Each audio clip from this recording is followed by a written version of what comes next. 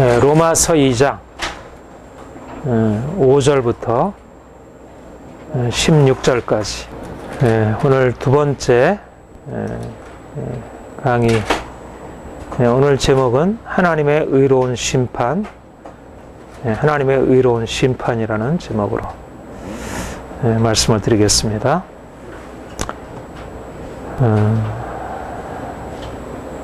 그 로마서의 가장 큰 주제가 이 하나님의 의라, 그렇게 말할 수 있습니다. 우리가 지난주에 살펴본 대로 하나님 복음에는 하나님의 의가 나타나서 믿음으로 믿음에 이르게 하나니, 하나님의 의, 이 하나님의 의에 대해서 해석이 굉장히 어렵다고 했습니다.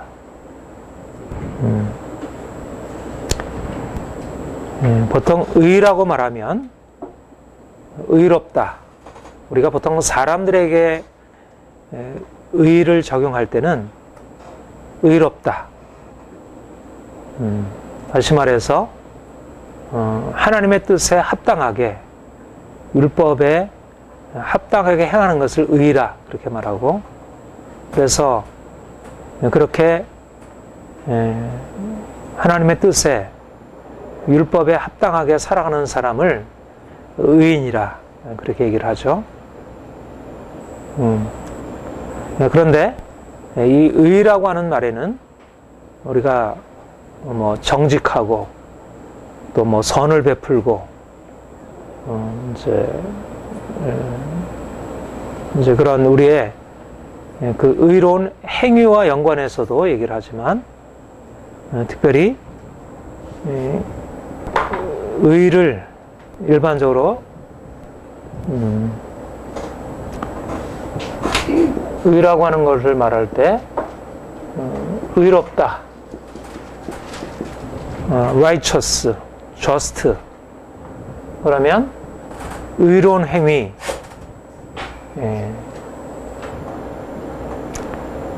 그러니까 뭐 정직하고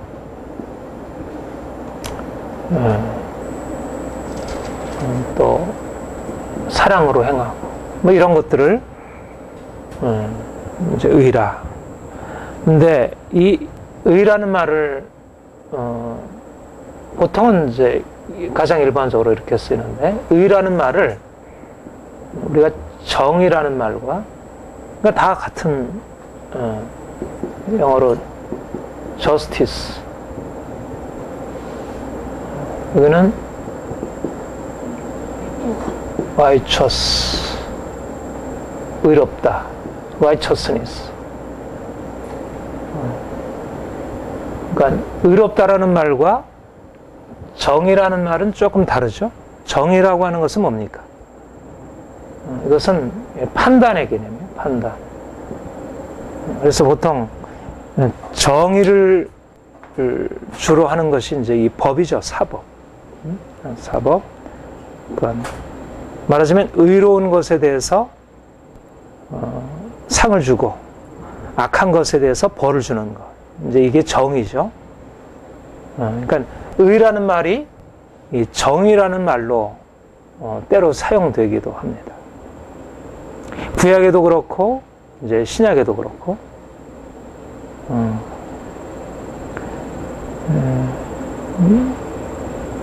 그 구약에는 그 구약의 어원으로 의라는 말을 ጼ데크라고 하는 말로 이렇게 쓰고 있고, 또 정의라는 말은 공평, 이걸 미슈파트라 이렇게 얘기를 했어요. 그래서 의와 공평,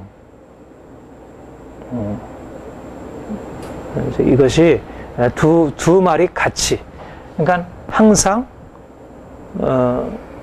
이제 이 의라고 하는 것과 정의라고 하는 개념이 항상 같이 따라오게 돼요. 근데 바로 이 두 가지를 분명하게, 이것과 연관되는 게 뭐냐면 바로 율법입니다. 율법. 율법은 의로운 것, 또 불의한 것을 분명하게 가르쳐 주는 것이에요.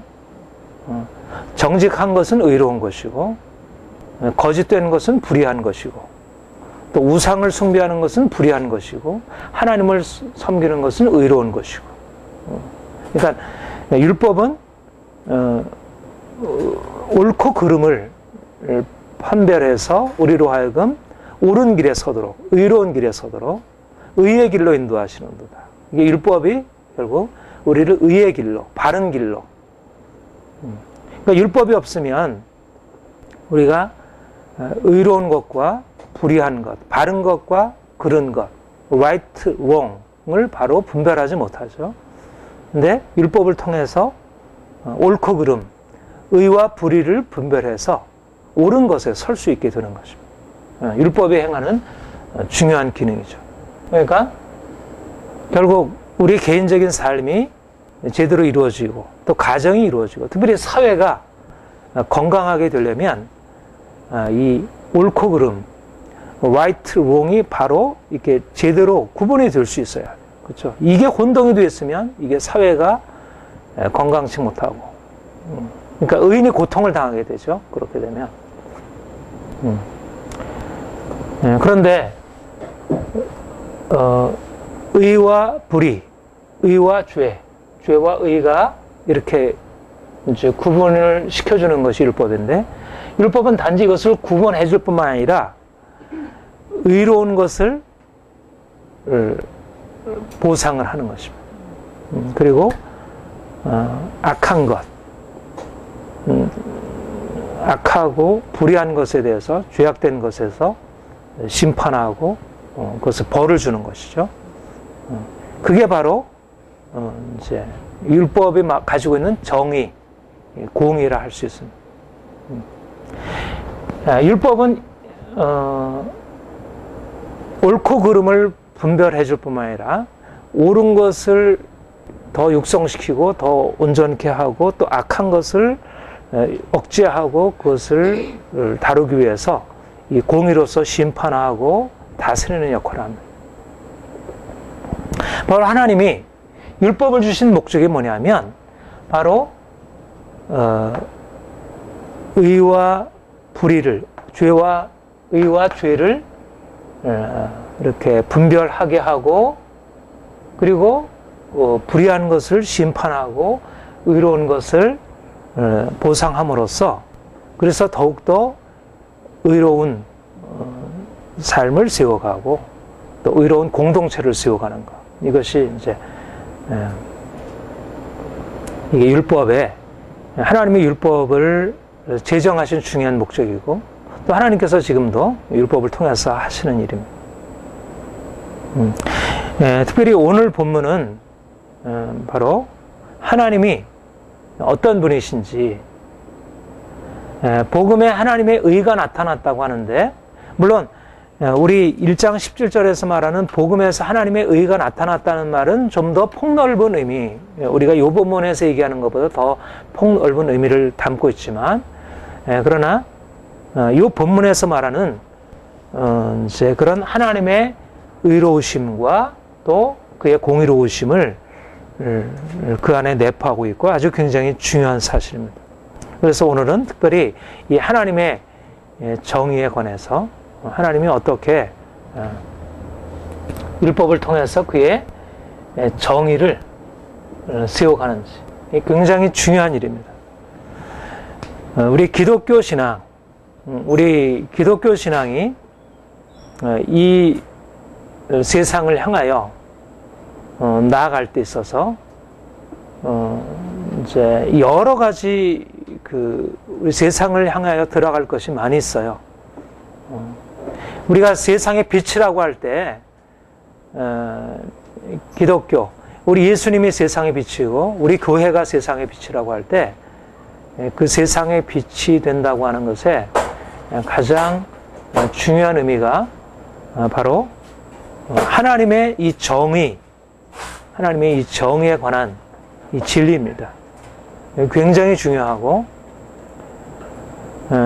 바로 이 하나님의 정의라고 하는 이 사실로 인해서 오늘날의 민주 질서가 세워진 것입니다. 사실상 오늘날의 서구가 선진국이라 그렇게 얘기를 하잖아요. 서구를 선진국이라 얘기를 하는데, 서구의 선진국이라고 할 때 가장 중요한 게 뭐냐면 바로 이 율법, 옳고 그름이 분별되고 그리고 옳고 그름에 대해서 합당한 보응이, 정의로운 보응이 주어지는 것이 바로 선진국 선진국 되게 하는 거예요. 우리 캐나다 살고 오시고 미국 살고 오셨는데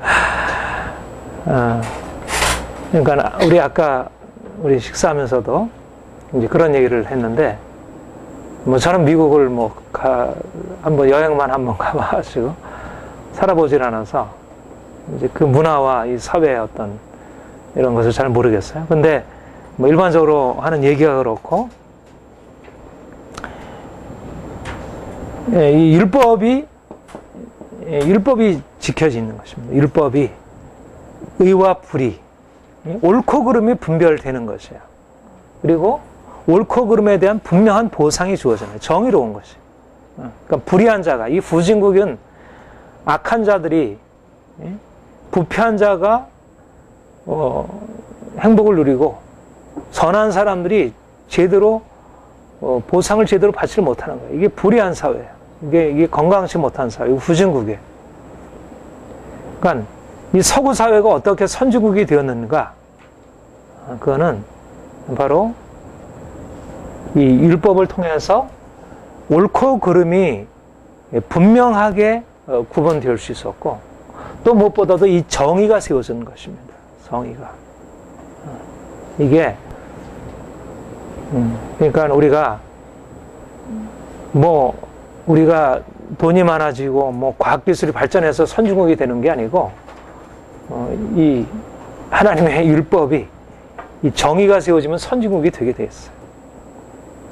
근데 이게 세워지지 않는 상태에서 이게 돈이 많아지면 오히려 이게 더 위험합니다. 아무튼 우리가 이 하나님의 정의, 우리 하나님의 정의를 아는 것, 하나님이 정의로우신 하나님의 이 공의, 정의라고 하는 이 속성, 그분의 정의로우신 그분의 통치에 대해서 우리가 이제 깨닫게 되면 우리 인생이 굉장히 견고한 기초 위에 서게 됩니다. 근데 대부분의 경우에 믿는 사람이나 믿지 않는 사람이 이 하나님의 정의를 알지 못하고, 그러니까 이 부분에 있어서 서 있는 사람들은 믿지 않는 사람도 가정이나 사회가 건강해져요. 그러니까 적어도 우리 그 전통 사회도 유교적인 질서가 이 정의를 그래도 세워줬기 때문에, 불교도 어느 정도 그렇고 다른 종교들이 이런. 근데 이제 기독교 신앙은 아주 오리지널하잖아요. 하나님이 오리지널하게 계시하신 것이고, 이제 하나님이 이스라엘 백성들을 건져내시고 구원하신 목적이 뭡니까? 하나님이 이스라엘 백성들을 구원하신 목적이 뭐죠? 구약에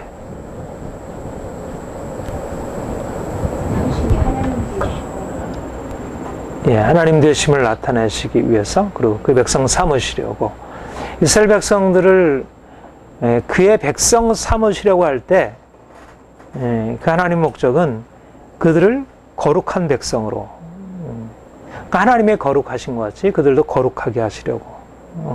우리 한번 찾아보겠습니다. 출애굽기 19장 6절. 우리가 하나님의 정의라고 하는 것을 우리가 이해하려면 하나님의 이스라엘 백성들을 구원하신 목적을 이해하는 것이 중요합니다. 19장 6절을 우리 같이 읽겠습니다. 시작.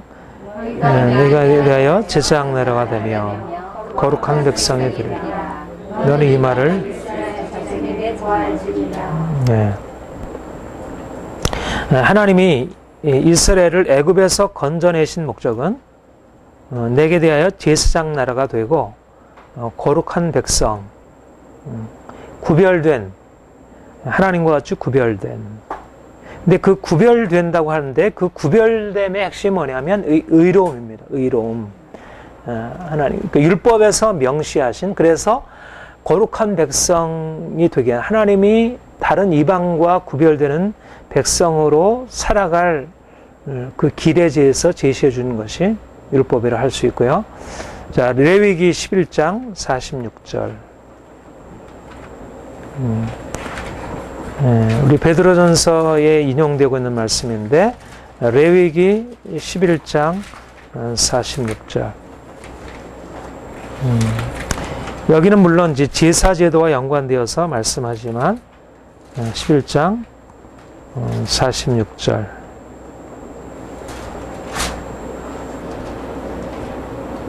(45절이) 같이 읽겠습니다. 나는 너희의 하나님이 되려고 너를 내가 거룩하니 너희도 거룩할지어다. 여러 가지 음식을 먹는 것에 대해서 하나님이 말씀하시면서 그 목적을 내가 거룩하니 너희도 거룩하라. 하나님이 이스라엘 백성들을 다른 이방 백성들과 구별해서 근본적으로 그들을 하나님의 백성, 하나님의 거룩하심에 참여하게 하려고 근본적으로 그 마음을 바꾸고 그 삶을 새롭게 하기 위해서 그들을 불러내신 것입니다. 그래서 그것을 교훈하기 위하여 그들의 먹는 것까지도 이제 그 먹는 것을 통해서 이제 이런 그들의 거룩함을 이루려고 하셨어요. 바로 하나님의 이러한 이스라엘 백성들을 거룩하게 하시려고, 그들을 하나님의 거룩함에 참여하게 하시려고 그들에게 주신 것이 바로 율법입니다. 율법은 그들로 하여금 거룩하신 하나님과 함께 거룩한 삶으로 살아가기 위한 길을 보여주는 것이고, 그리고 그 거룩함을 잃어버렸을 때 어떻게 거룩함을 회복할지 그 길을 나타내 보여주고 있습니다. 그런데 바로 이 율법 안에 하나님의 정의가 함께 나타나고 있는 것을 보게 돼요. 출애굽기 20장 5절 그렇습니다. 출애굽기 20장 5절. 우리 출애굽기 20장은 우리가 잘 아는 대로 십계명을 이제 기록하고 있는 것입니다. 근데 이제 이 계명을 말씀하시면서 주님이 어떻게 말씀하셨냐면 2장 20장 우리 4절부터 6절까지 같이 읽겠습니다. 너를 위하여 새긴 우상을 만들지 말라. 또 위로 하늘에 있는 것이나 아래로 땅에 있는 것이나 땅 아래 물속에 있는 것에 아무 형상이든지 만들지 그것들에게 절하지 말고 그것들을 섬기지 말고 나와 너희 하나님은 질투하는 하나님인지 나를 미워하는 자의 죄를 갚되 아비로부터 또 3세대를 이르게 원해 나를 사랑하고 내 계명을 지키는 자에게는 천대까지. 네. 여기 보면 나를 미워하고 자의 죄를 갚되 아비로부터 아들에게로 3사대까지 이르게 하고 나를 사랑하고 내 계명을 지키는 자에게는 천대까지 은혜를. 이것이 바로 하나님의 정의를 말하는 것입니다. 요 본문, 요 말씀은 나를 미워하는 죄에 대해서 내가 3사대까지 갚으리라. 또 내 계명을 지키는 자에게 천대까지 은혜를 갚으리라고 하는 요 말씀은 요 우상 숭배에 관한 말씀이긴 하지만 그러나 이것은 단지 이 우상 숭배에 관한 말씀만이 아니라 십계명 전체, 아니 모세율법 전체에 관한 말씀이라 할 수 있습니다. 하나님은 너는 이것을 해라, 이것을 하지 말라. 너희는 다른 신들을 섬기지 말라. 우상을 만들지 말라. 내 이름을 망령되이 일컫지 말라. 안식일을 거룩하게 지키라. 도둑질하지 말라. 부모를 공경하라. 이렇게 너희는 이것을 하라, 이것을 하지 말라 하는 옳고 그름을 말씀하시고 옳고 그름에 따라서 해야 할 것과 하지 말아야 할 것을 그런 규례를 명령하셨어요. 그런데 하나님께서 그렇게 옳고 이것은 옳은 길이니까 이것을 하고 이것은 옳지 않으니까 하지 말라는 과는 명령에 그치지 않고 거기에 대하여 상과 벌을 통하여 그 보응에 대하여 말씀하신 것입니다. 바로 이것이 하나님께서 율법을 통해서 너희가 이렇게 사는 것이 너희가 하는 길이다. 너희의 살아야 할 길이라. 그렇게 명령만 하지 아니하시고 거기에 대해서 보응하시겠다고 말씀하시고 또 실제적으로 그가 보응하심으로 인하여 그들을 하나님의 목적, 거룩한 백성, 방법이 율법이에요.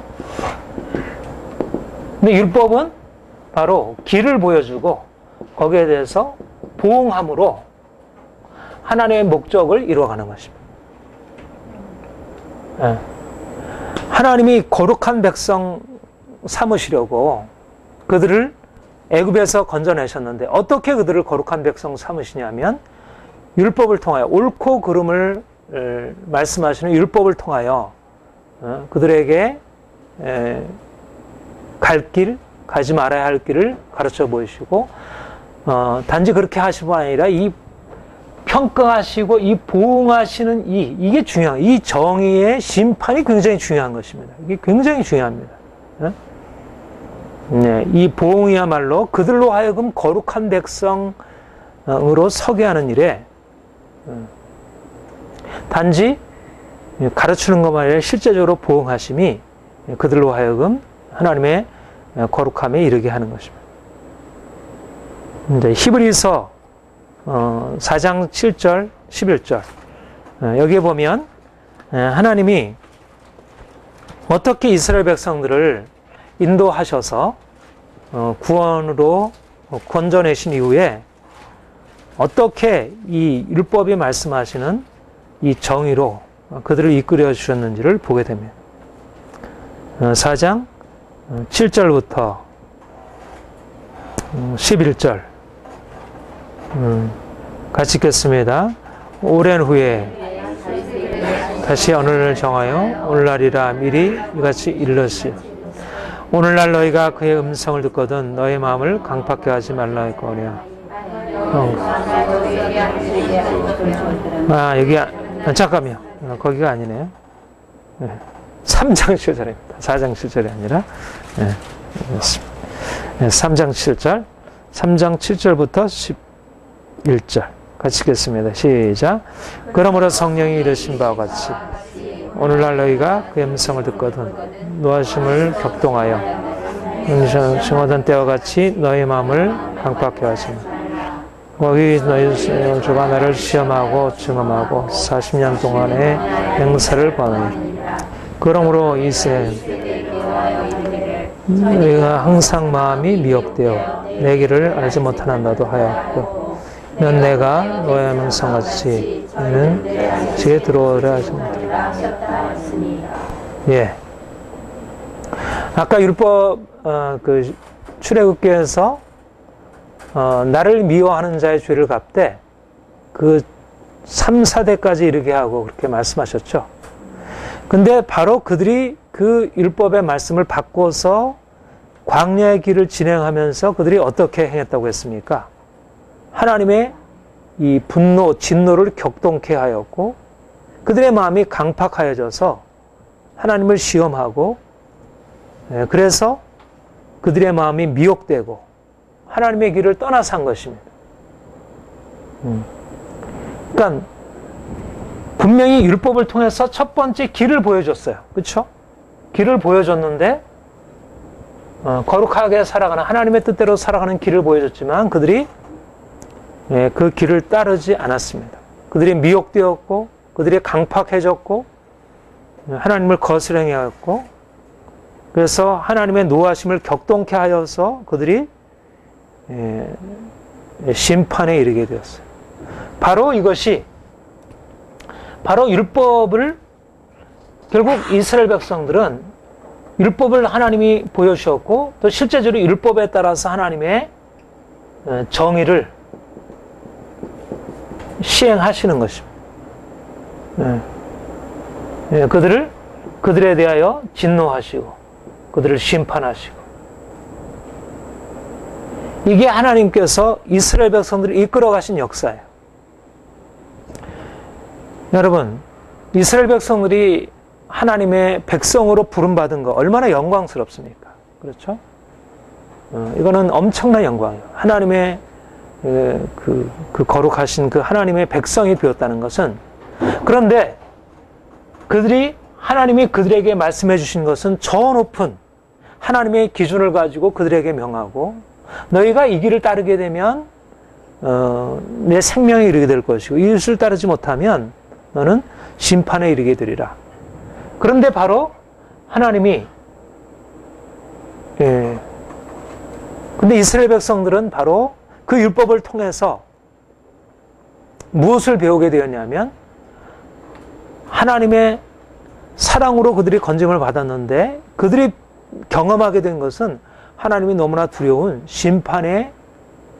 정의로운 심판의 하나님이라는 사실을 그들이 알게 된 것입니다. 이것이 이스라엘 백성들의 역사였어요.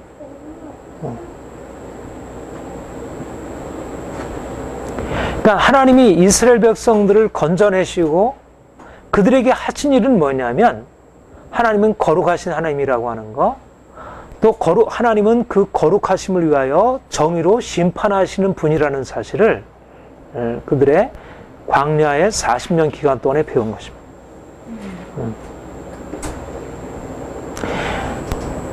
구원이라는 개념이 이런 거예요. 구원.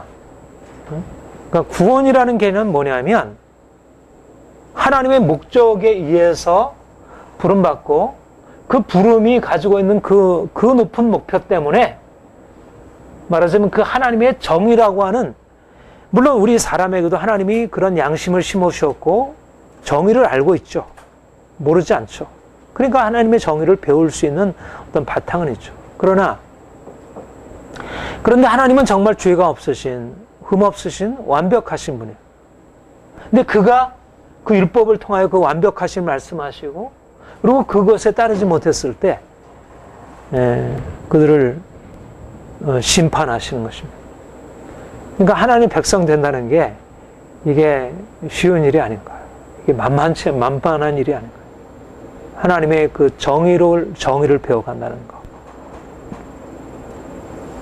그 죽음의 과정이죠. 죽음의 과정. 저기 거기 뒤에 보면 그렇게 또 나오죠. 16절에 보면, 듣고 경노태하던 자가 누구냐? 모세를 쫓아 애굽에 나온 모든 자가 아니냐?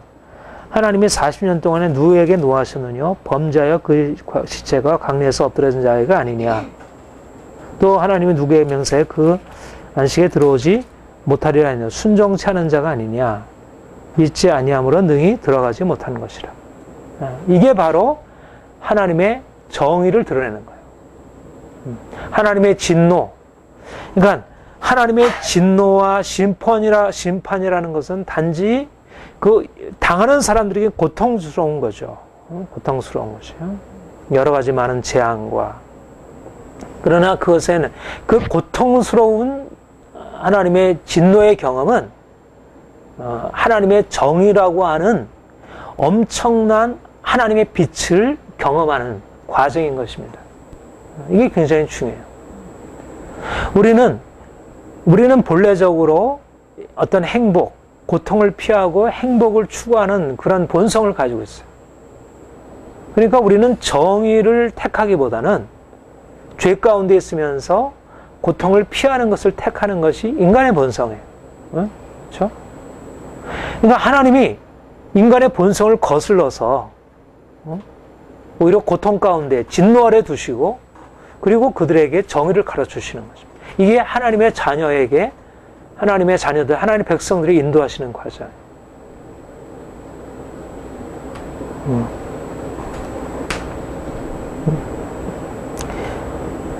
그리고 이제 신명기에 보면, 이제 광야의 과정이 그랬다면, 이제 다시 한번, 또 명시적으로, 이제 가나안 땅에 들어갈 삶의 길들을 말하고 있습니다.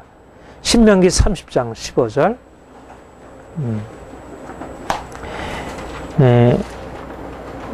광야 40년 동안에 하나님이 어떠한 분이신지가 이스라엘 백성들에게 아주 명시적으로 알려지게 되었어요. 그리고 이제 물론 율법의 모든 말씀들이 다 그러하지만, 특별히 신명기 말씀은 그 중에 대표적인 말씀이지만, 신명기 전체 말씀은 바로 하나님이 정의로우신 분이라고 하는 사실을 말씀하고 있는 것입니다. 15절부터 15절부터 우리 20절까지 한번 같이 보겠습니다. 보라 내가 오늘날 생명과 복과 사망과 화를 내 앞에 두었나니 곧 내가 오늘날 너를 하나님 여호와를 사랑하고 그 모든 길로 행하며 그 명령과 규례와 법도를 지키라 하는 것이라. 그러면 내가 생존하여 번성할 것이요 또 내 하나님 여호와께서 내게 가서 얻을 땅에서 내게 복을 주실 것임이라. 그러나 내가 만일 마음을 돌이켜 듣지 아니하며 유혹을 받아 다른 신들을 설하고 를 섬기면 내가 오늘날 너에게 선언하노니 너희가 반드시 망할 것이라. 너희가 요단에 들어가서 얻을 땅에서 너희 날이 못할 것이니라. 내가 오늘날 천지를 불러서 너희에게 증거를 선노라. 내가 생명과 사망과 복과 저주를 내 앞에 두었은즉 너와 네 자손이 살기 위하여 생명을 택하고 네 하나님 여호와를 사랑하고 그 말씀을 순종하며 또 그에게 부종하라. 그는 내 생명이시요 내 장수이시니 여호와께서 네 혈조 아브라함의 이삭과 야곱에게 주리라 맹세하신 땅에 내가 거하리라. 아멘. 예. 명시적으로 말씀하기를 모든 길로 여호와를 사랑하고 그 모든 길로 행하며 그 명령 규례와 법들을 지키라 하는 것이. 그러면 내가 생존하며 번성할 것이요 네가 가서 얻을 땅에서 내게 복을 주실 것이라. 그러나 마음에 듣지 아니하고 유혹을 받아 다른 신들을 절하고 그들을 섬기면 너희가 망할 것이요 반드시 망할 것이요 너의 날이 장구치 못하리라. 명시적으로 너희가 순종하면 복과 생명에 이를 것이지만 너희가 불순종하고 악을 행하게 되면 반드시 망하게 될 것이다. 하나님이 광야의 과정을 통하여 이를 실습으로 보이셨어요. 그들이 어떻게 불순종했을 때 하나님이 심판하시는지를, 그리고 어떻게 그들이 순종하셨을 때 하나님이 복을 주시는지를 보이셨어요. 그리고 이제 가나안 땅이라는 새로운 하나님의 축복의 땅에 인도하시면서 다시 그들에게, 그러니까 광야와 가나안은 분명히 다르잖아요. 그렇죠? 광야와 가나안은 분명히 달라요. 근데 통치의 원리는 같은 것입니다. 통치의 원리는. 하나님의 정의로 통치가 되는 것입니다. 그러므로 광야도 하나님의 나라이고 가나안도 하나님의 나라인 것입니다. 정의가 통치되는 것이 하나님의 나라입니다. 광야는 고통스러운 과정이에요. 그러나 그곳에서 하나님의 정의를 배운 사람만이 진정으로 가나안 땅의 축복을 경험할 수 있는 것입니다. 하나님이 왜 광야의 과정을 인도하셨냐면 이 죄악된 본성이 율법을 알지 못하고 율법에 따라서 심판받는 것을 원치 않는 것이에요. 그렇게 되면 결국은 죄에 빠지게 되고 결국은 멸망에 이르게 됩니다. 그러니까 하나님이 광야를 통하여 이 고통스러운 이 광야의 과정을 통해서 그들로 하여금 하나님의 정의를 배우게 하신 것입니다. 하나님의 정의를 통해서 결국 정의를 안다는 것은 뭐예요? 내가 복을 받기 위해서 순종하는 삶을 택하는 것이에요. 거룩한 삶을 택하게 되는 것이에요. 그렇게 해서 하나님께서 약속하신 생명에 이르게 되는 거죠. 네, 우리가 잘 아는 시편 1편, 우리가 뭐 신명, 그러니까 여러분 구약 전체는 바로 이런 하나님의 정의의 원리가 바닥에 깔고 흐르는 것입니다. 율법, 역사, 선지서들 다 이 바닥에 선지서들, 시편, 복 있는 사람 악인의 길을 쫓아 의주인의 길을 서자 오만한 자를 다녀 여호와의 율법을 주로 그 율법을 주야로 묵상하는 자로다. 저는 그 시냇가에 심은 나무가 씨를 쫓아 과실을 맺으면 그 잎사귀에 마르지 아니하거든. 그 행사가 형통하네. 악인은 그렇지 않으면 오히려 바람에 나는 겨와 같도다. 말만 다르지 아까 신명기 말씀과 같은 말씀이잖아. 결국 이 원리를 알게 되면 성경의 가장 기본적인 원리가 터득이 되는 것입니다. 그리고 우리가 어떻게 살아야 하는지가, 우리가 세상에서 행복을 누리든 행복을 누리지 못하든 이것은 일차적인 것이 아닙니다. 중요한 것은 행복을 누릴 수 있는 첫 번째 조건은 하나님을 경외하고 그 말씀에 순종하며 살아가는 것이 행복을 누릴 수 있는 조건이지, 만약 그것이 없는 상태에서 누리는 행복은 그게 바람에 나는 겨와 같은 것입니다. 그건 언제 사라질지 모르는 것이죠. 선지서의 말씀도 우리 이사야서 우리 1장 한번 봅시다. 뭐 선지자들의 모든 예언의 핵심 뭐예요? 너희가 불순종하였기 때문에 하나님의 심판에 놓이게 되었다. 너희가 순종을 택하라. 하나님께 돌이켜라. 왜 계속 불순종하느냐? 선지자들이 말하는 것은 계속해서 율법을 다시 그들에게 가르치고 그들이 하나님을 떠나서 행하는 삶에 대해서 경고하는 것입니다. 18절에서 20절 같이 읽겠습니다. 여호와께서 말씀하시되 오라 서로 변론하자. 너희 죄가 주홍 같을지라도 눈과 같이 시어올 것이요 진홍같이 붉을지라도 양털같이 되리라. 너희가 즐겨 순종하면 땅의 아름다운 소산을 볼 것이요 너희가 거절하여 배반하면 칼에 삼키오리라. 여호와의 입에 말하라. 우리 앞에 보면 슬프다 범죄한 날에 허물진 백성이여 행위의 종제 행위가 부패한 자시라. 여호와를 멀리하고 그래서 매를 맺고 폐역하고 병들고 피곤하고 하나님의 진노 아래에 놓여 있는 것입니다. 그래서 이제 하나님께 돌이켜 회개하고 돌이켜서 이제 즐거워 순종하면 아름다운 소산을 먹을 것이라. 그러나 불순종하면 하나님의 심판을 받을 거리라. 그러니까 하나님은 말씀을 통하여 율법을 통해서 그들에게 명시적으로 하나님은 어떠한 분이신지, 하나님의 백성이 어떻게 살아야 하는지, 그리고 그 말씀대로 순종할 때 어떤 결과가 오는지, 불순종할 때 어떤 결과가 오는지를 말씀하시었고, 그리고 실제적으로 그들의 역사적인 과정을 통하여 실제적으로 그것을 그들로 몸으로 체험하게 하셨고, 그리고 거듭거듭 선지자를 통해서 그 율법을 다시 상기시키시고 그들이 지금 당하고 있는 고통이 왜 그러한지를 해석해서 그들로 하여금 다시 돌이켜 율법에 서도록 하신 것입니다. 이것이 바로 이스라엘의 삶이고,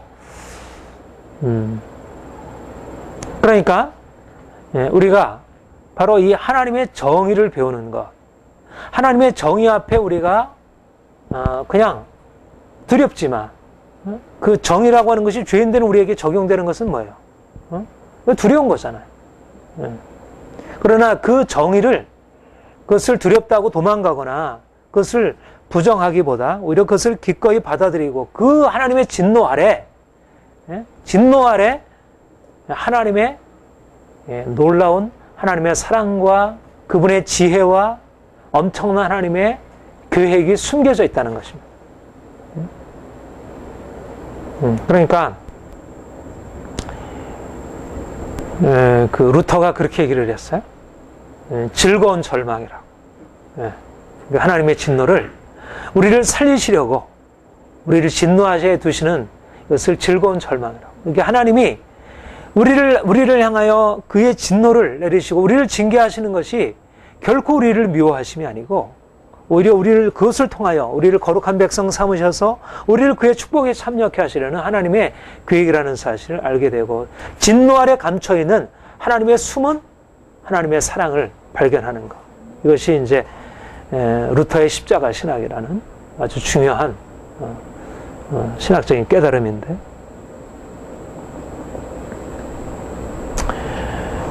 그러니까 우리가 이 하나님이 어떤 분이신지를 이렇게 발견할 때 인생이 행복이냐 고통이냐 이걸 가지고 인생을 측정하고 그것에 따라서 반응하지 않고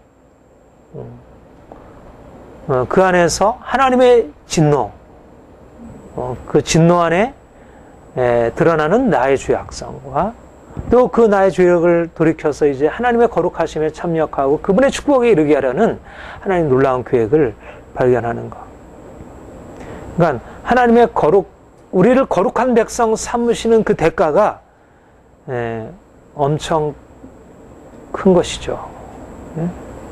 그러니까 우리가 하나님의 백성이 되고 자녀가 된다는 것은 엄청난 특권이고 아무나 백성 되는 게 아닌 것입니다. 백성에는 노블리제 오블리제 맞나요? 노블리스 오블리제. 그건 정말 그리스도인들에게 적용되는 것입니다. 우리를 정말 이렇게 높은 하나님의 거룩한 백성을 삼으셔서 우리로 하여금 어떤 그런 사람들에게 베푸는 책임뿐만 아니라 우리가 그 하나님의 거룩한 백성의 그 특권에 참여하게 합당한 그 오블리제가 우리에게 주어지기 위해서 우리의 그 완악함과 우리의 교만과 우리의 욕심과 이것들을 이렇게 다루셔야 하는 거죠. 그게 정의라는 거죠. 그러니까 정의는 최종적인 정의로서의 의미도 있죠. 마지막에 이제 우리 결과는 그때는 끝난 거잖아요. 그때는 이건 징계이고 이게 훈련이고 하는 이건 그때는 끝난 거고. 근데 이제 그 마지막 정의가 시행되는 그날을 위해서 하나님이 지금 우리에게 그 정의로서 우리를 다스리고 그 정의를 깨닫게 하셔서 그 마지막 정의를 준비케 하시는 것입니다. 그러니까 이게 그러니까 하나님의 정의를 아는 사람은 하나님의 우리를 정의 안에서 이끌어 가시는 것에 대해서 기꺼이 받아들여요. 근데 그거를 알지 못하면 인생을 찾고 편안한 길에 이제 서게 되고, 그래서 유대인들이 왜 세상에서 이 세계에서 그렇게 그 리더의 자리로 오르게 되는가, 바로 이걸 배웠기 때문에 그래요. 율법을 배워서 다른 게 아니고 의와 불의가 무엇인지를 배우고 거기에 대해서 심판을 배웠기 때문에 그들은 물론 그 유대인들이 이제 문제가 있지만 그들이 그러나 적어도 그 부분에 있어서 아주 탁월한 인생의 성공의 비결을 배운 것입니다. 이것이야말로 모든 성공의 비결을 어디서부터 배우니까 이게 구약 전체가 그것을 얘기하고 있는데 그걸 놓쳐버려. 근데 그러니까 많은 사람들이 구약을 읽을 때 그냥 복만 그냥 끓여놔가지고 그냥 복 받는다 이렇게만 얘기. 근데 복이 그냥 복이 아니고 이 엄청난 대가가 지불이 되는 거예요. 대가가, 이 진노와 심판이라는 이 대가가 이게 이해가 된 상태에서 이 복이 이해가 돼야지. 근데 그 대가는 알지 못한 채, 이 진노라는 이 두려움을 통과하지 않은 채, 이 십자가를 통과하지 않은 채 그냥 복만을 구하려고 하니까. 그러니까 우리가 선진국을 설사 선진국에 살지 않아도 이 성경의 원리를 따라가지고 살면 선진국이 될 수밖에 없어요. 선진국은 자동적으로 이루어지는 거예요. 우리 안에 그 마인드가 생기니까. 이거는 모든 사람의 가장 보편성이 있는 거예요. 그리고 가장 보편적인데 사람들이 가려져 있는 거예요. 보편적으로 심어놓은 것인데 이게 죄의 세력으로 인해서 이게 다 가려져 있는 거예요. 그리고 이게 두려움이니까, 죽음이니까 이걸 누가 원하겠어요? 그러니까 이거는 사람들이 여기에 들어가지를 못하는 거예요. 근데 우리는 하나님께로부터 이 정의라고 하는 이 엄청난 이 비밀을 배우게 되니까 물론 그 과정 안에 들어가는 게 어렵죠. 말하자면 광야의 40년 과정을 우리의 삶에서 계속해서 통과하면서 그걸 배워가니까 사람들은 다 돈을 쫓아가는데, 다 행복을 쫓아가는데 이 죽음이라는 과정, 이 심판이라는 과정 속에서 내가 하나님의 어떤 이 거룩함을, 그 정의에 이르는 길을 배우니까 이게 쉽지가 않은 일이죠. 근데 바로 그 길을 가게 되면 당대는 이게 그렇게 바로 축복이 주어지지 않아도 그 원리가 이게 심겨지니까, 이 토대가 놓이니까 결국은 그 후대가 복을 받는 것입니다. 후대가.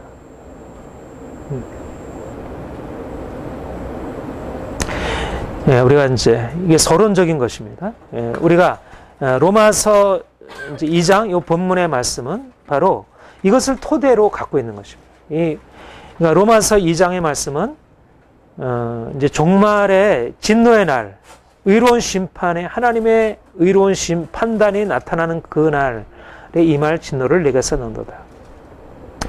이 6절부터 이 11절, 13절의 말씀은 굉장히 중요한 사실입니다.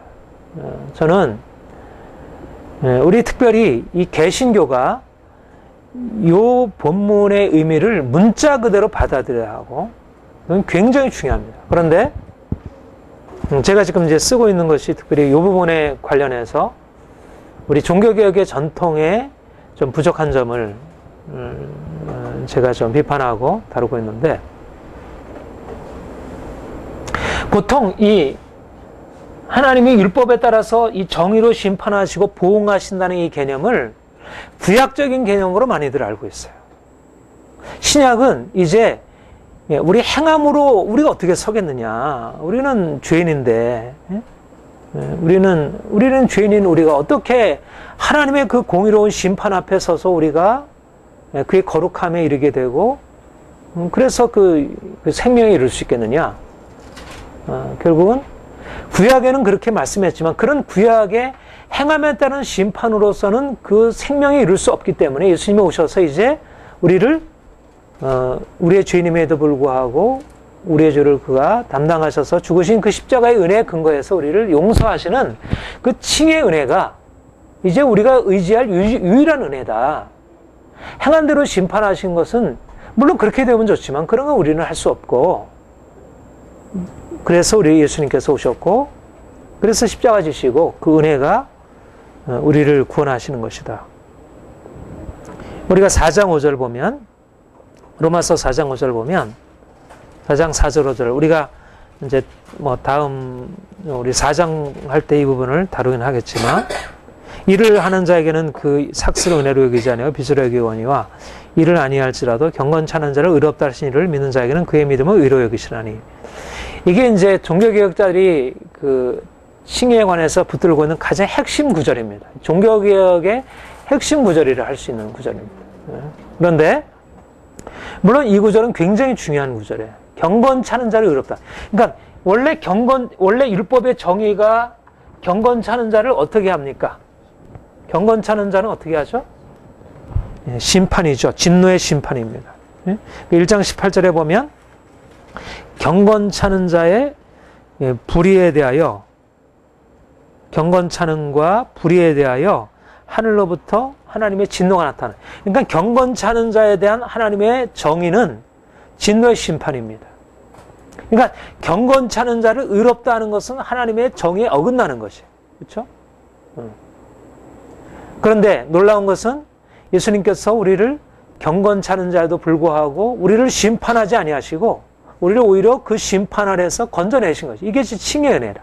그렇죠? 이게 아주, 이거는 신비 중에 신비예요. 우리가 정의라고 하는 그 원리로 생각하면, 그래도 정의라고 하는 원리는 우리 보편적으로 우리가 알려져 있는 원리인데, 근데 이 칭이라고 하는 것은, 경건찮은 자를 의롭다 하시니 이 칭이라고 하는 것은 이해하기 어려운 것이죠.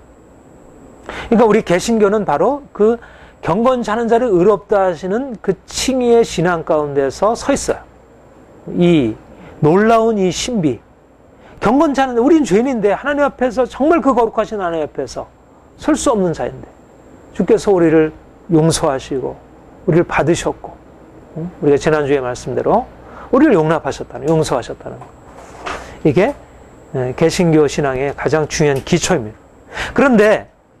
그런데 이 로마서 4장 5절에 이 이신칭의 신앙을 우리가 붙들게 되면서 로마서 2장 6절 이하에 나와 있는 이 하나님이 행한 대로 보응하신다는 이 행위에 따른 보응에 대한 이것을 마치 우리와는 직접적으로 관계가 없는 것으로 사람들이 생각하고 있다는 것입니다. 사실 종교개혁자들이 그렇게 생각하고 그렇게 가르쳤습니다. 그런데 물론 종교개혁자들이 가르친 내용에 굉장히 중요한 진리의 요소를 가지고 있지만, 그러나 본문의 의미를 충분히 드러내지 못했다는 것입니다. 여기서 분명하게 말하는 것은, 자, 2장 6절 이어 보면 하나님께서 각 사람에게 행한 대로 보응하시되, 지금 언제 행하실 것을 말씀하냐면 진노의 날, 의로운 판단이 나타나는 이 예수님의 재림의 날, 그 주의 날에 일어날 일을 말씀하고 있는 것이에요. 우리 7절부터 10절까지 같이 읽겠습니다. 참고 선을 행하여 영광과 존귀와 썩지 아니함을 구하는 자에게는 영생으로 하시고, 오직 당을 지어 진리를 쫓지 아니하고 불의를 쫓는 자에게는 노와 불호로 하시리라. 악을 행하는 각 사람의 영에게 환난과 공고하였으니, 첫째는 유대인에게요, 또한 헬라에게는. 선을 행하는 각 사람에게는 영광과 존귀와 평강이 있으니, 첫째는 유대인은 또한 헬라에게는. 이 말씀이 신명기 아까 30장 15절 이하의 말씀과 조금 내용은 다르지만 그러나 같은 맥락이잖아요. 그렇죠? 순종하면 너희가 생명에 이르게 될 것이고 불순종하면 너희가 사망에 이르게 될 것이다. 너희가 선을 행하고 영광과 존귀와 썩지 아니함을 구하면 생명, 영원한 생명. 여기는 영원한이란 말이 덧붙여 추가됐죠. 신명기에는 가나안 땅에 들어가서 복을 누리는 이 땅에서의 생명을 누리는 것이었다면 여기서는 영원한 생명, 썩지 아니할 영원한 생명으로 갚아주리라. 영원한 영광을 말씀하고 있어요. 그 점에서는 다르지만 그러나 하나님의 정의가 시행된다는 면에서는 신명기 30장의 말씀이나 로마서 2장 말씀이나 같은 것입니다. 그러니까 하나님께서 모세를 통하여 너희가 순종하면 가나안 땅에 들어가서 이렇게 복을 받으리라. 너희가 불순종하면 가나안 땅에 들어가서 이렇게 벌을 받으리라. 심판을 받으리라. 말씀하신 것과 동일하게 이제 율법이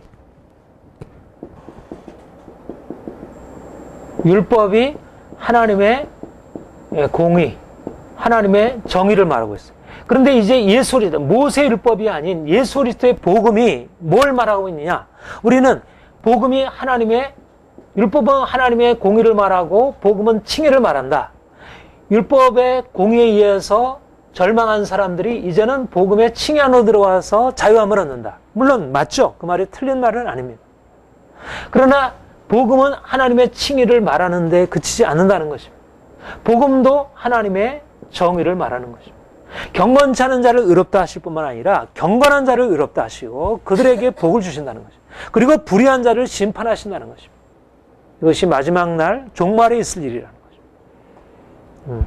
그러니까 우리가 복음이 말하는 것은 말하자면 이것이 하나님의 사랑을 계시하는 것이라면 하나님의 정의, 복음 안에 하나님의 의가 계시되었다고 할 때 이 두 가지 의미를 다 함축하고 있다고 생각합니다. 하나님의 의가 계시되었다는 말은 우리가 값없이 의롭다함을 받는다는 그 하나님의 이 법정적인 선언, 죄인인 자가, 경건치 않은 자가 예수 그리스도로 말미암아 의롭다함을 받는 이 의도 말하지만 그러나 궁극적으로 하나님께서 우리를 의롭게 만드시고 우리를 그분의 의에 참여하게 하시고 우리를 거룩하게 하시고 마치 이스라엘 백성들을 거룩하게 하심으로 광야 생활을 통해서 그들을 깨뜨리셔서 그를 거룩하게 하시고 그들을 가나안 땅의 축복으로 인도하신 것처럼 마찬가지로 하나님께서 우리를 광야 생활을 통하여 우리를 거룩하게 하심으로 그분의 생명에 이룰 수 있는 자격을 만든, 그래서 우리가 참고 선을 행하고 영광과 존귀와 썩지 아니함을 구하도록 만드시. 이것이 바로 그리스도인에게 하나님이 하시는 일입니다. 그렇죠? 참고 선을 행하는 것, 이것이 바로 우리가 하는 일 아니에요. 참고 선을. 이것은 정말 진정한 그리스도인들이 정말 많은 고통 가운데 참고 선을 행하고 썩지 아니함을 구하는 것입니다. 영광을 구하는 것입니다. 그런데 그들에게 하나님이 영생으로 갚아주시는 것입니다. 불의를 행하는 자들에게는 당을 쫓지 아니하고 진리를 쫓지 않고 불의를 행하는 자는 노와 분으로 하시는 것입니다. 그날은 예수께서 말씀하신 대로 그날이 이루어지는 거예요. 이 땅에서 참고 선을 행하고 주님을 쫓아가는 사람들에게는 생명과 영광을 허락하실 것이고 그들이 이 땅의 것을 즐거워하고 세상을 추구하고 그렇게 자기 욕심대로 행하는 자들에게는 반드시 노와 분이 있으리라고 하는 거. 두려운 것입니다. 두려운 것이. 말하자면 복음은 하나님의 사랑뿐만 아니라 공의도 계시하는 것이 공의.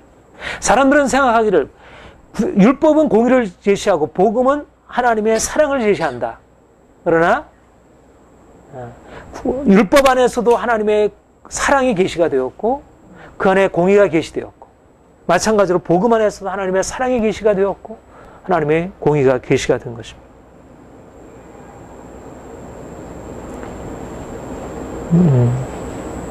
히브리서 12장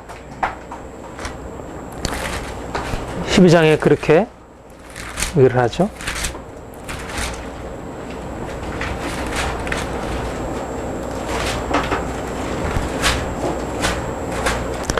이 12장 25절부터 29절 시작. 너희는 삼가 말하신 일을 거역하지 말라. 땅에서 경고하신 자를 거역한 저희가 피하지 못하였거든. 하물며 하늘로 쫓아 경고하신 자를 배반하는 우리일까 보냐. 그때는 그 소리가 땅을 진동하였거니와 이제는 약속하여 가라사대 내가 또 한 번 땅만 아니라 하늘도 진동하리라 하였느니라. 이 또한 한 번의 하심은 진동치 않은 것을 영존케 하기 위하여 진동할 것들 곧 만든 것들에 변동될 것을 나타내심으라. 그러므로 우리가 진동치 않은 날을 받았은즉 은혜를 받자. 이로 말미암아 경건함과 두려움으로 하나님을 기쁘게 섬기실지. 우리 하나님은 소멸하십니다. 여기서도 복음은 하나님의 정의를 폐하지 않는다는 것입니다. 오히려 땅에서 경고하신 자를 경고하신 자를 거역한 저희가 피하지 못하였거든. 하물며 하늘로 쫓아 경고하신 자를 배반하는 우리일까 보냐. 사람들이 생각하기를 율법은 정의를 말하고 복음은 하나님의 사랑을 말한다. 물론 어떤 면에서 그러하지만 어떤 면에서 그 말이 굉장히 중요한 진리를 담고 있지만 하나님께서 그때는 땅을 쫓아 경고한 자가 심판을 받았다면 이제 하늘로부터 경고한 자 통해서 그들이 심판을 받게 될 것. 그러므로 우리가 경건함과 두려움으로 하나님을 기쁘게 섬길지니. 좀 말이 이상하잖아요. 경건함과 두려움으로 하나님을 기쁘게 섬기. 두려움으로 기쁘게 섬기다. 그러니까 하나님은 거룩하신 분이고 두려우신 심판의 하나님이에요. 그런데 왜 우리가 기쁘게 섬길 수 있습니까? 아벨의 피보다 더 나은 피, 더 낫게 말하는 뿌린 피, 새 언약의 중보이신 예수, 그분으로 말미암아 우리가 죄 사함 받고 죄 씻음 받고 우리가 참고 선을 향하여 영광과 존귀와 썩지 아니함을 구하는 자로서 우리를 새롭게 하셨기 때문에 우리가 죄 아래 있는 자가 아니고 우리는 죄 씻음 받은 자이고 우리는 참고 선을 향하며 하나님 뜻을 행할 수 있는 자이기 때문에, 그러나 또한 우리 또한 육체에 속해 있고 이 세상을 살아가니까 또 계속해서 죄악의 유혹에 넘어지게 되고 또 하나님의 뜻을 거스, 마치 이스라엘 백성들이 그렇게 했듯이. 그러니까 삼가 두려움으로 떨림으로 소멸하는 불이신 그분. 그러니까 우리가 하나님을 알아갈수록 하나님의 사랑에 의해서 감사하면서 그 하나님이 얼마나 두려우신 하나님이신지, 그러나 그 두려움 때문에 율법적인 두려움이 아니고 그것은 우리가 복음 안에서 진정으로 하나님을 높이고 경외하는, 이것이 바로 우리가 복음 안에서 발견하는 중요한 진리입니다. 베드로전서 1장 17절.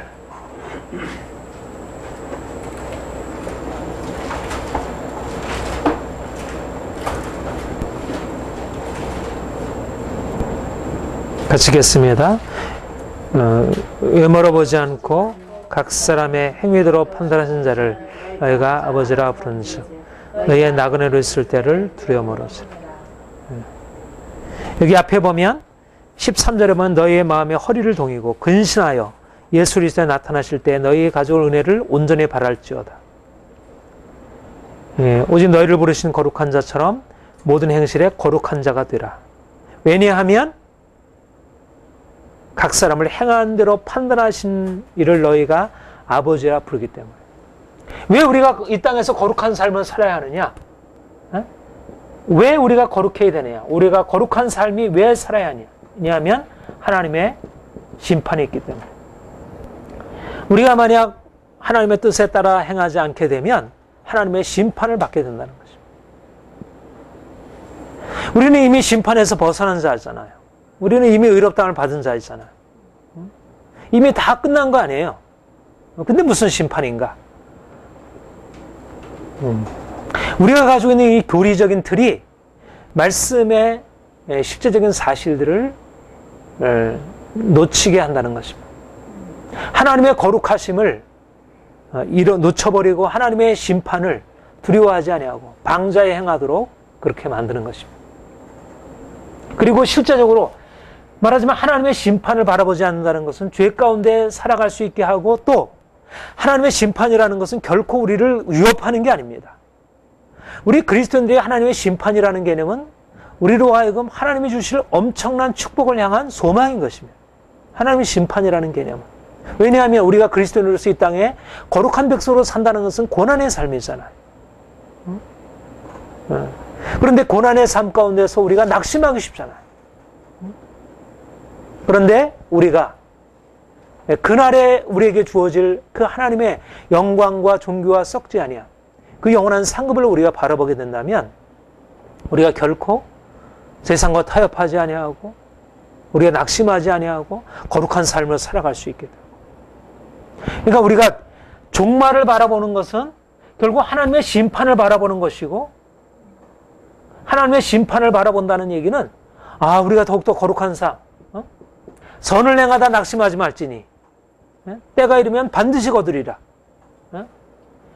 육체를 따라 심는 자는 육체를 따라 썩어질 것을 거두고, 영을 따라 심는 자는 영을 따라 영생을 거두리라. 우리가 이 땅을 살아가는 동안 어떻게 살아야 하느냐? 우리가 거룩한 삶으로, 선을 행함으로.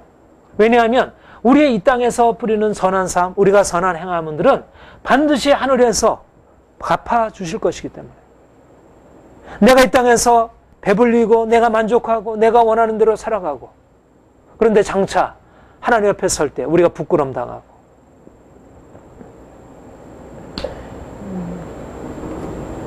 믿는 사람들은 이제는 심판이 끝났으니까, 이제는 시험이 없으니까 그러면 만판 놀아도 되잖아요. 우리는 항상 수험생입니다. 항상 수험생. 우리는 테스트가 기다리고 있는 거예요. 마지막 날 테스트가. 우리는 뭔가 평가받을 것입니다. 우리 각 사람의 행한 대로 갚아주시는 것입니다. 죄악 가운데 행하는 사람들은 두려운 것입니다. 그러나 죄와 싸우고 선을 행하고 고난을 받고 훈련을 받고 하는 사람은 그 과정이 기쁜 것입니다. 왜냐하면 그 상급이 있기 때문에. 영생을 바라보는 사람, 썩지 아니할 영광을 바라보는 사람들은, 하나님의 정의를 아는 사람들은 이 땅의 삶을 주님 앞에 성실하게 살아가는 거예요. 그러니까 세상에서도 하나님이 주시는 축복 안에 살아가게 되고, 우리 그 말씀 한번 봅시다. 고린도 전서. 이게 성경을 찾아가면서 하니까 시간이 너무 부족합니다. 고린도전서 3장. 저는 이 말씀이 우리가 잘 아는 말씀이죠. 12절, 15절. 같이 읽겠습니다. 만일 누구든지 금이나 미나 보석이나 나무나 풀이나 지푸로 이 터 위에 세우면 각각 공력이 나타날 터인데 그날이 공력을 밝히리니 이는 불로 나타내고 그 불이 각 사람의 공력이 어떠한 것을 시험할 것입니다.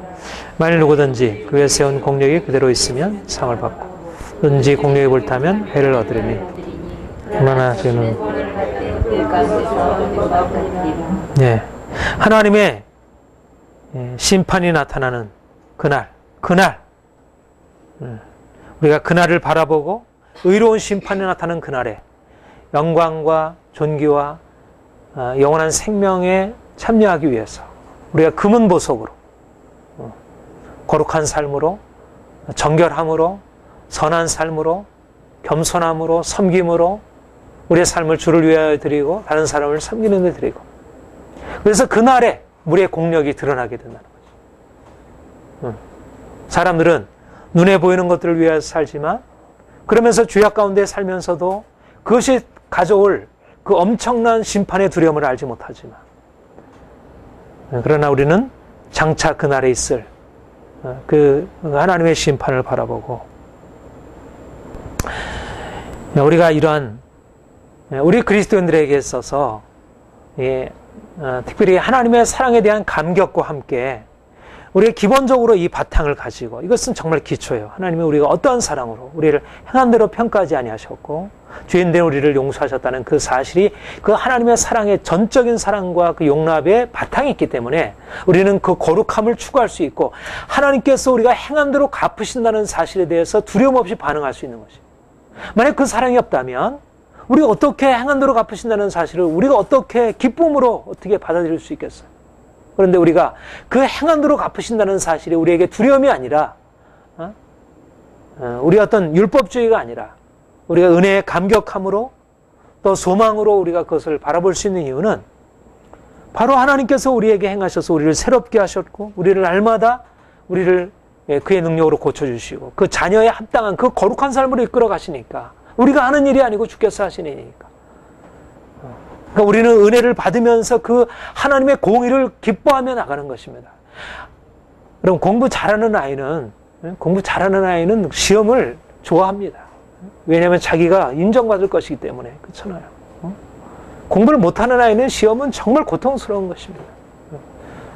그런데 하나님이 우리 공부할 수 없는 머리 나쁜 우리를 바꾸셔가지고 우리를 고쳐주셔서 우리를 선을 행하는 자로 우리를 체질 개선시켜 주신 거예요. 우리 DNA를 바꾸신 것이에요. 유전자를 완전히.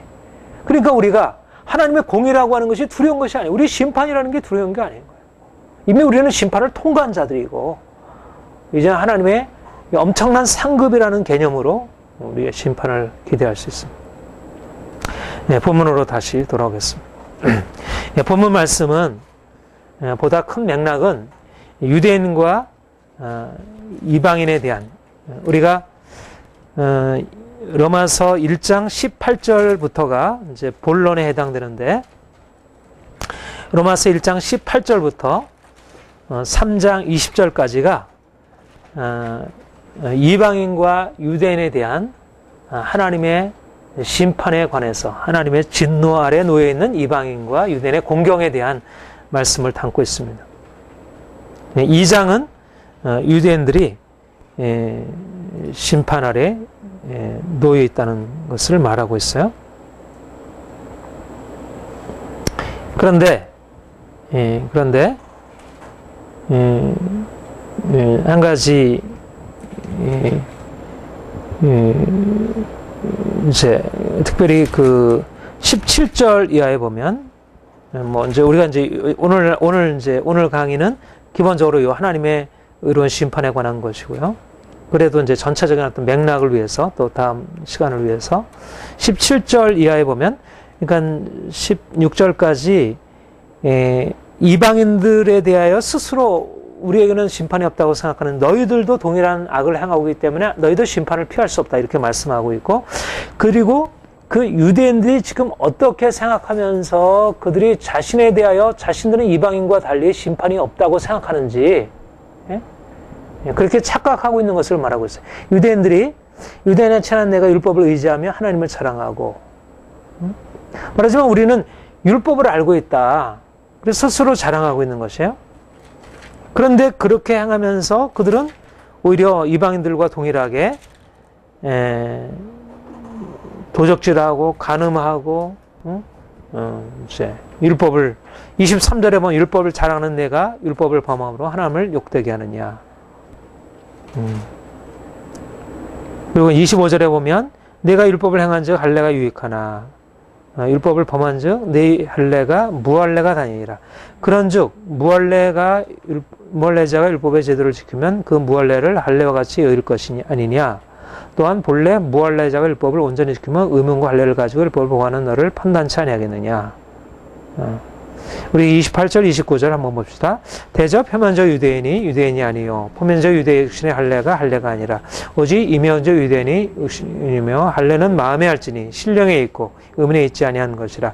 그 칭찬이 사람의 것이 아니요 다만 하나님의 것입니다.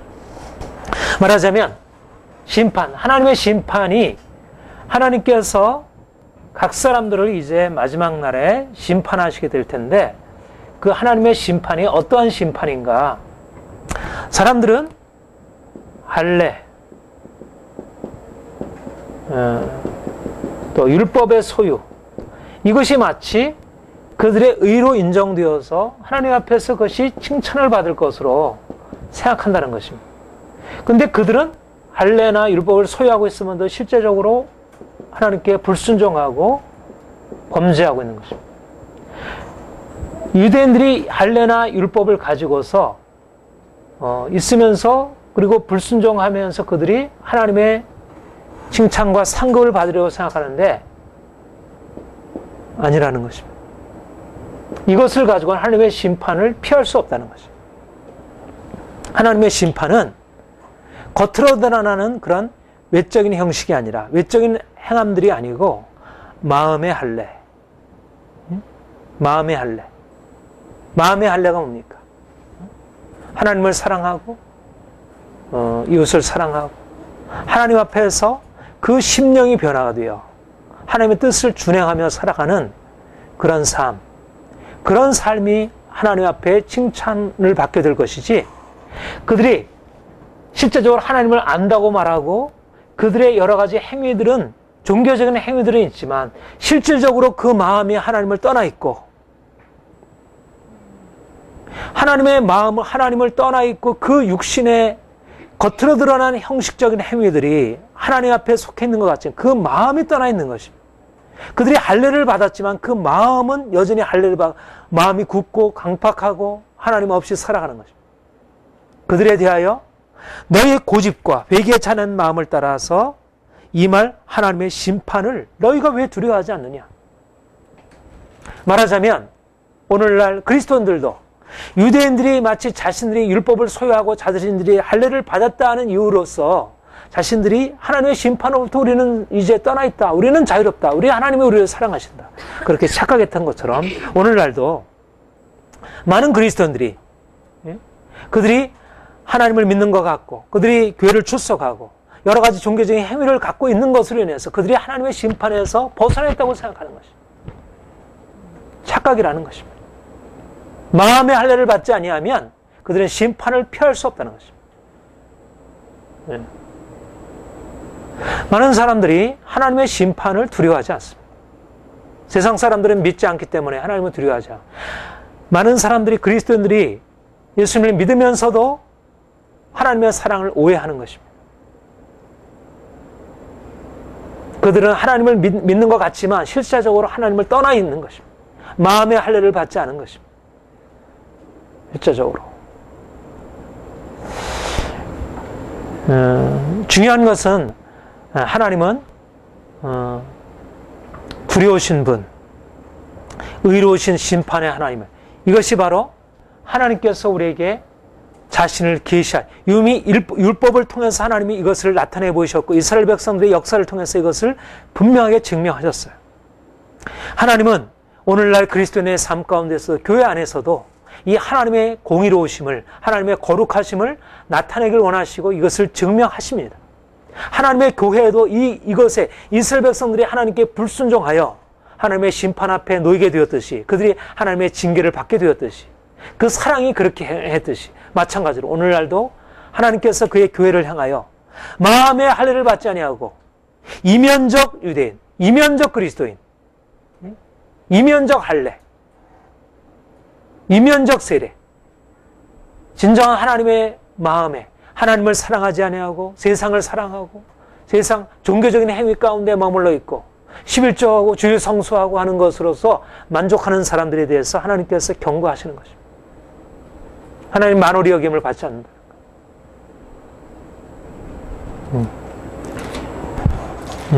하나님은, 하나님의 뜻은 분명합니다.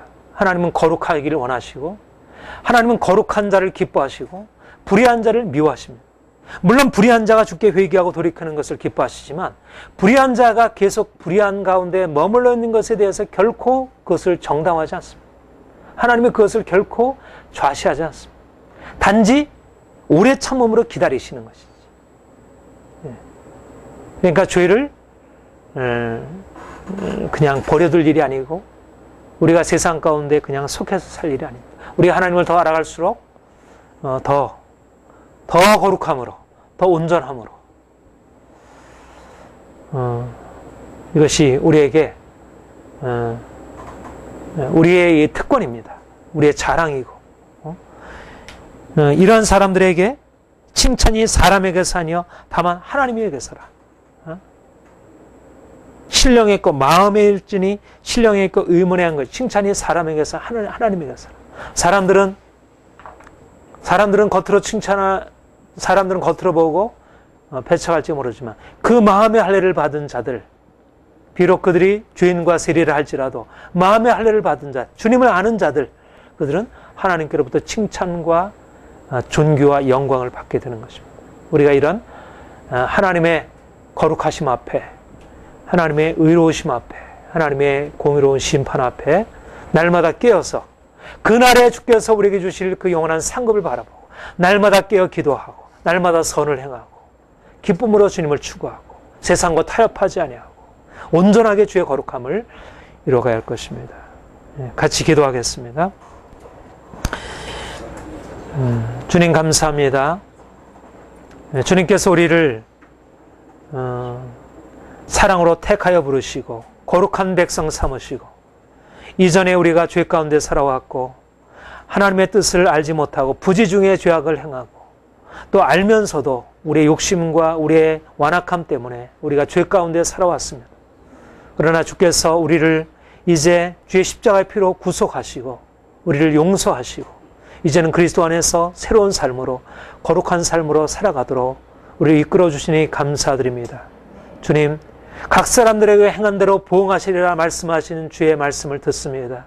우리가 그 말씀을 들을 때 우리가 경건함과 두려움으로 주님을 섬기기 원합니다.